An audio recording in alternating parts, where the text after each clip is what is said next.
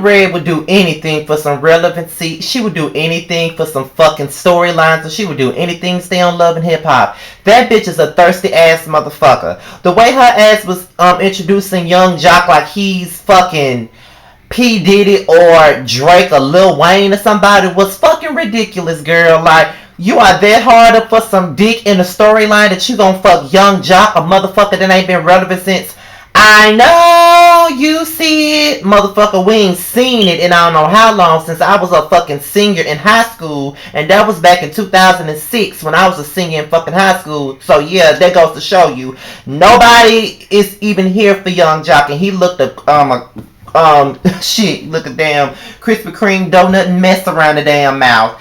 And she was sitting up here talking about she was filming a movie. I'm guessing it's a straight to DVD movie or a straight to TV one movie. That's what I'm thinking she's doing. And Karlie Red looked old as hell. She looked like an old ass giraffe by the face. Like, seriously. And all of their scenes just scream storyline. Like, her first scene's talking about how the nigga be in the club with a bunch of females and all that shit. And I'm sitting up here like, but bitch, what do you expect from a rapper? Don't you know this? Like, didn't you date Benzino? Shouldn't you know what it's like to be with a rapper, you dumb bitch? Like, I don't understand it. And then, not to mention, she's trying to make them move in together because she's insecure.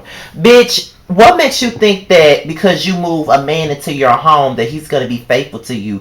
Do you not know that there's a million motherfuckers out here in the country that lives with their girlfriend and they're still unfaithful and they still fuck around on the bitch that's loyal to them? Do you not know that? Bitch, you've been here for 50 years already. You should know that moving in a nigga into your home is not going to be a reason for him to be faithful to your dumb ass. You should know that more than anybody, considering you've been here for 50 years. Let's just keep that clear right now at this point. Like, Karlie is a mess. And why is she even on the show? Like, she really went overtime with this shit. First she dating Young Jock, and now she's just fishing for a storyline. Like, it don't make no sense. So, it is what it is.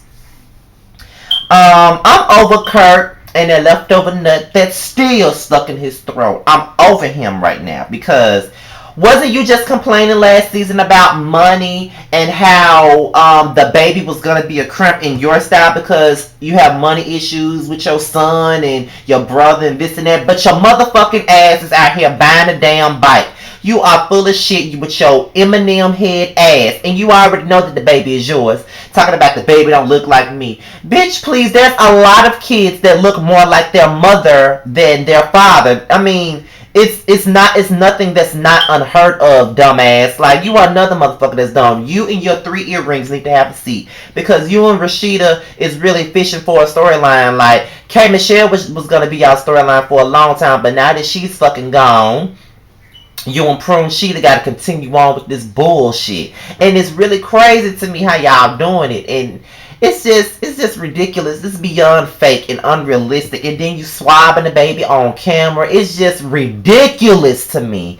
And it just seemed like I'm just going to be reading your ass for the remainder of the time of the motherfucking season. Like, I'm just so over you, Kirk. I'm too over your ass. Erica and Scrappy, they meet up and it was a very awkward conversation. They wanted to talk about where they stand in their relationship. Erica's with O'Shea. At that point, she's with O'Shea. He's with Bambi and whoever else. And it was pretty clear that there's still love in the air between Erica and Scrappy. And like I say, I love Scrappy and I love me some Erica as well. But I do think that Erica needs to move on. But then again, I do think that Scrappy loves her. But I think that Scrappy is the type of man that will love you but don't really know how to love you. And I think that's the issue. And Erica is the one that got away from him. Because Scrappy is the type of person that won't know what he had until it's really gone. And when he seen that Erica was moving on to somebody else, that hurt his feelings. And I seen it in his face. Now, some people may not agree, but I do think that Scrappy does love Erica. He just doesn't know how to love her right. And he doesn't know how to let go of his dog ass ways. That's what I think. But what really got to me in this scene was when Erica offered to let him meet O'Shea and Scrappy said he never want to meet him. And I feel like that was the dumbest shit in the world. Like, why would you not want to meet the man that's going to be around your daughter? I mean, come on. You're in the same situation with Bambi. Isn't she's going to be around E-Money? Like, come on now. So, we got, so let's talk about Scrappy and Mama D now. Mama D really thinks she was doing something with that bees in the trap bob that she had in her head. And she just really need to stop. And I really believe that she wants to fuck Scrappy herself. If she could, she would fuck Scrappy herself. And I'm just thinking that she really needs to stay out of his relationships. And that's the reason why don't none of his shit work. Because he got Mama Dracula all up in his shit. And I wish that she would sit the fuck down.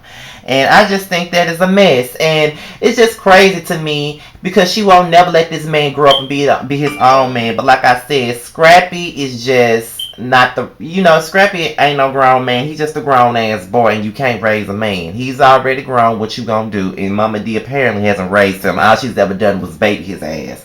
It just doesn't make any sense. She doesn't like Bambi and she doesn't like Erica, and nobody would ever be good for Scrappy but Shay in her eyes. That's how I see it. And he meets up with this chick named Erica P, who was on Love and Hip Hop last season. She was one of the video chicks that Baby Bop tried to fight at that interview or whatever.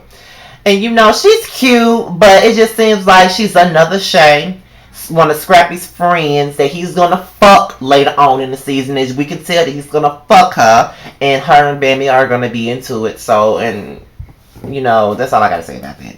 So let's get into Mimi, Nico, Stevie J, and Jocelyn. Now, first of all, it all started when